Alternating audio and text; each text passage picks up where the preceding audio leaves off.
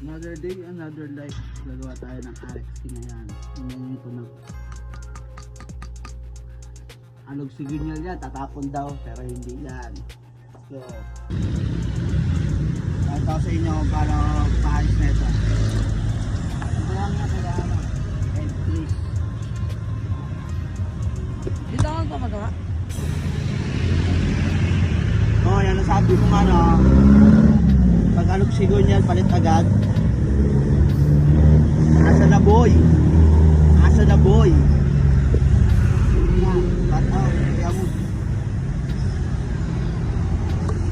Ito, sabi niya pag alog signal, di magagawa. Aray mo. Asa na ngayon, boy? Asa na ngayon? Bili ka lang connecting rod, oh. Papakinabangan mo na ulit. Bili ka lang ng connecting rod. Okay, oh. Shake. Pag alog sigunyan mo, wag ka muna, pag sinabing alog sigunyan, try ko, palit sigunyal yan. Di mo sabihin na aray ko, di po pwede sabihin. Bili ka lang ng connecting rod, sigurado. Ano na? Ano sinasabi yung palit isang buong sigunyal? Hindi yung boy, connecting rod lang papalitan doon. Ayan, wala na alog, oh. Kaya sa mga nasasabing pag alog sigunyal, palit na sigunyal, binabato, palit lang po kayo ng connecting rod, pwede pa po yan sigunyal nyo. Huwag kayo maniniwala sa mga sabi-sabi na palit isang buo. Palit lang kayo ng connecting rod. Ha? Nangyari sa atin sa motor ko, natuyuan ng langis. Ito lang ang sira niya. Kada pag inaalog nyo, ayan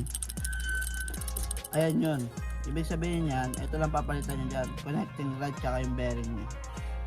Kaso hindi mahugot yun. Okay, back tayo ulit. Ooh, 1, 2, 3,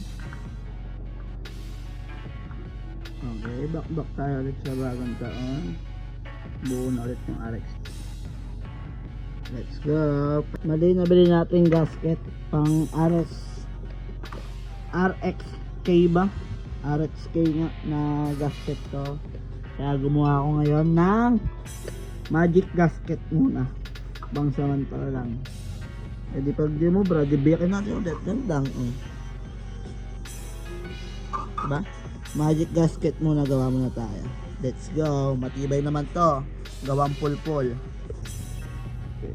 Sasalpak na to ngayon boy.